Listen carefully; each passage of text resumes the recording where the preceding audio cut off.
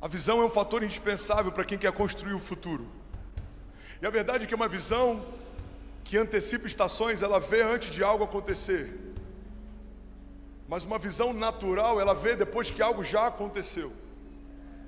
E é isso que diferencia quem faz a história de quem vive a história. Segundo alguns sociólogos, o mundo é dividido em dois blocos, sendo bem simplista. Um bloco é daqueles que fazem cultura e o outro bloco é daqueles que seguem cultura. E os sociólogos dizem que 97% do mundo segue cultura e só 3% do mundo cria cultura. E é por isso que a gente vê alguns jovens hoje que eles conseguem influenciar uma geração. Eles começam a usar uma roupa estranha e daqui a pouco tem uma geração inteira usando. Você deve lembrar do corte de cabelo do Ronaldo Fenômeno naquela Copa, o corte cascão. E todo moleque de 10 anos, 12 anos, 15 anos correu até algum barbeiro e tentou fazer igual. Por quê? Porque é comum a gente ter algumas pessoas que influenciam, o que elas fazem acaba se tornando uma referência, acaba se tornando uma tendência. Você está comigo? Diga amém. Mas a verdade é que Deus chamou a igreja para ocupar fundamentalmente esse lugar. A igreja tem um papel de liderança. A Bíblia diz que nós seremos cabeça e não cauda. A própria palavra príncipe, que é muitas vezes como a gente se refere àqueles que são filhos de Deus, a Bíblia diz que Ele é o rei dos reis. Então, se Ele é o rei dos reis, os filhos dele são príncipes. Alguém está comigo? Diga amém. A palavra príncipe no original significa aquele que vai à frente, aquele que vai primeiro.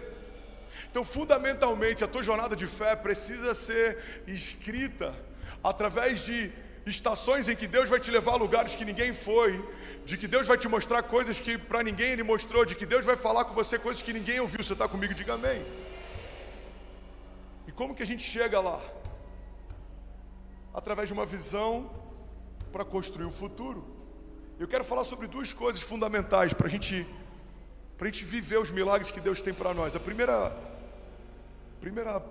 pilar que eu quero compartilhar com você é que para a gente carregar essa visão que constrói o futuro, a gente precisa discernir a visão. Fala comigo, eu preciso discernir a visão. Uma visão que não está clara, ela é tão ruim quanto visão nenhuma. Eu lembro uma vez, o Conrado comentou uma briga que ele teve com o Luiz Hermínio, o apóstolo Luiz Hermínio. Eles estavam na Flórida indo de uma cidade para outra ministrar. E aí o Conrado falava sem parar, e ele falava. E aí o Conrado disse que em algum momento o Luiz Hermínio interrompeu ele e falou para ele: macho, sabe qual é o problema? Você é muito expansivo, mas você está falando sobre coisas que você ainda não discerniu. E o problema é que quando a gente tenta expandir o que a gente não discerniu, a gente acaba expandindo confusão. Ele falou: você está começando a discernir algumas coisas que Deus está te falando, mas elas ainda estão confusas. Então deixa eu te dar um conselho, macho. E eu queria que você meditasse sobre esse conselho, porque pode fazer sentido para a tua jornada de fé. Ele disse: você primeiro precisa discernir, depois você precisa estabelecer, e aí então você vai expandir. É assim com todo negócio, é assim com toda empresa, é assim com todo homem de Deus.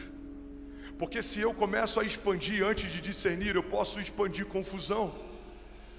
Eu preciso discernir qual é a vontade de Deus para mim, qual é o projeto de Deus para mim, qual é a palavra de Deus para mim, qual é o desígnio de Deus para mim. Para que eu fui chamado? Qual é o dom que eu carrego? O que Deus me deu que Ele não deu para mais ninguém? Qual é a linguagem específica que eu tenho? Quais são os sonhos específicos que Deus me deu? Em que lugar eu me torno diferente dos demais? Em que lugar eu sou mais do mesmo? O que Deus me chamou para me tornar? Quando a gente começa a discernir isso, você precisa estabelecer algo, porque visionários não são aqueles que enxergaram algo novo, são aqueles que não pararam só na sua visão. Você precisa ter uma visão, mas você precisa também ter ação.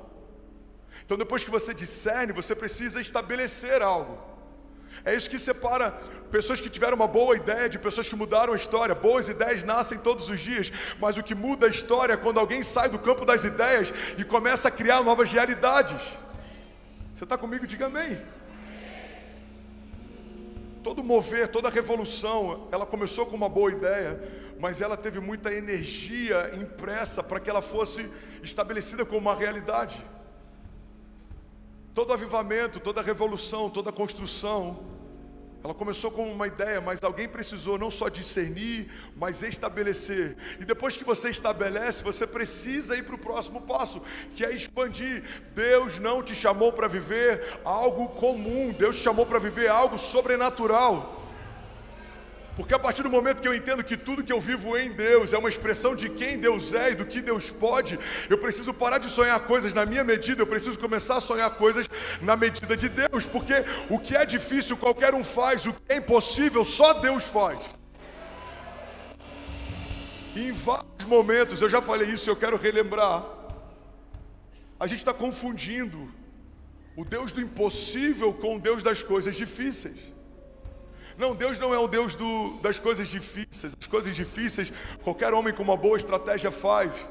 Deus é o Deus do impossível. Ele faz o que ninguém faz. Ele sabe o que ninguém sabe. Ele pode o que ninguém pode. Ele tem o que ninguém tem. Então, a primeira coisa para viver uma visão sobrenatural, preciso discernir a visão. Eu preciso estabelecer a visão. E eu preciso expandir a visão. A visão, irmão, é o que dá acesso aos recursos. A visão é o que dá acesso aos milagres. A visão é o que dá acesso a novas portas. A visão é o que te dá acesso a novas alianças.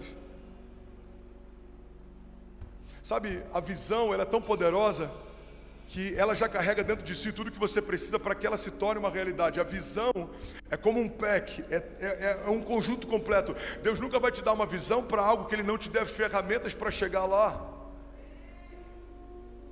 O problema é que muitas vezes a gente subjuga a visão como se fosse algo quase que virtual. A visão não é algo virtual, por mais que ela não seja palpável, ela é real. A visão é o que fez com que homens no passado se movessem debaixo de uma palavra de Deus e construíssem a história. Hebreus 11, a galeria dos heróis da fé, nada mais é do que uma galeria de homens que entenderam a visão, se moveram pela visão, confiaram na visão. Noé teve uma visão de uma arca, construiu a arca e sua família foi poupada. José teve uma visão de um sonho, permaneceu em meio a cativeiros e se tornou governador. Davi teve uma visão de um reino, foi ungido, esperou anos até que assumisse o trono. Jesus teve uma visão da redenção e da nova aliança através do seu sangue. A Bíblia diz que pela alegria que lhe fora proposta, ele suportou a vergonha e a dor. Então Jesus está no momento de dor, mas a Bíblia diz que Ele traz à memória dele a visão, e pela alegria que foi proposta, Ele suportou até o final. Irmão, olha para mim, a visão torna a jornada mais leve, a visão torna os desafios mais leves, porque quando a visão está clara, a gente olha para o desafio e olha para o final da linha de chegada, e a gente sabe que isso não é nada comparado àquilo que Deus me prometeu. Falei sobre algo semana passada e pode ser novo para alguém. Eu queria que você anotasse, se alguma chave fizer sentido para você, medita nisso. Isso pode mudar a tua história, isso pode mudar a tua casa, isso pode mudar a tua semana. Eu falei que a diferença entre o louco e o visionário é que o louco desistiu. Que todo visionário já foi considerado louco um dia. Steve Jobs foi considerado louco. Tem uma história, não sei se ela é real, mas reza a lenda que numa das reuniões com os engenheiros e com os designers da Apple, ele olhou o protótipo que chegou do iPhone e ele falou: tá grande demais. E aí os engenheiros começaram a discutir com ele: Steve, a gente já fez vários testes, a gente já saturou todas as possibilidades, não tem como ser menor. Ele falou: tem como ser menor. Aí os engenheiros, em algum momento da conversa, eu imagino que não foi no melhor momento, falaram para ele: Steve, desculpa, você não tem nenhuma formação técnica. Todo mundo aqui tem mestrado, pós-doutorado. A gente está dizendo, não tem como ser menor. E aí reza a lenda que o Steve Jobs mandou trazer um balde com água. Ele pegou o balde com água e ele jogou o iPhone dentro do balde. E começou a sair bolhas de água. Ele falou: se tem espaço para ar, dá para ser menor. E algumas semanas depois os engenheiros voltam com um sorriso amarelado, dizendo: a gente conseguiu fazer ficar um pouco menor. Se ele tivesse parado na primeira barreira, provavelmente algumas coisas que mudaram a tecnologia e a forma como a gente se move hoje não teriam saído do papel. Por quê? Porque a diferença entre um visionário e um louco é que o louco desistiu. Você pega a história de vários homens que mudaram a história. O Walt Disney, o estúdio dele faliu, ele chegou a viver na sarjeta. E reza a lenda que o Mickey Mouse é inspirado no rato que ele viu durante uma sarjeta. Ele estava no meio do nada, falido, quebrado, sem esperança, e um ratinho gerou para ele uma ideia, que gerou para ele um universo, um reinado. O entretenimento nunca mais foi o mesmo depois que ele tirou uma ideia do papel. Por que eu estou falando isso? Porque talvez dentro de você, Deus possa ter depositado coisas que vão mudar algo ao teu redor. Mas essa visão primeiro precisa ser discernida, porque uma visão enquanto é bruta, é só uma visão. Uma visão quando não tem clareza, ela é só uma visão. Mas uma visão quando está clara, irmão, você vê alguém que entendeu o que Deus chamou para ser, tudo pode se levantar, mas ninguém consegue parar alguém que entendeu para que nasceu. É por isso que todo revolucionário é resiliente. Ele sabe que aquilo que ele está enfrentando não é nada comparado com o final da história. Alguém está recebendo isso? Diga amém. O Evangelho fala sobre resiliência, o Evangelho fala sobre coragem, o Evangelho fala sobre homens que receberam uma visão dos céus e se moveram debaixo dela. O Evangelho fala sobre ousadia. O Evangelho fala sobre antecipação, o Evangelho fala sobre liderança, o Evangelho fala sobre assumirmos um papel de protagonistas. O problema é que nos dias de hoje a gente vê mais empreendedores falando sobre princípios do Evangelho do que pastores falando sobre eles. E é por isso que muitas vezes a gente está tão encantado com esse empreendedorismo de palco, e tantas vezes a gente está esvaziando o poder sobrenatural do Evangelho de mudar a história. Se você pegar a maior parte dos princípios que são ensinados na maior parte dos cursos, todos eles têm uma raiz que você vai encontrar na Bíblia. A Bíblia fala o tempo inteiro sobre princípios que moveram a história.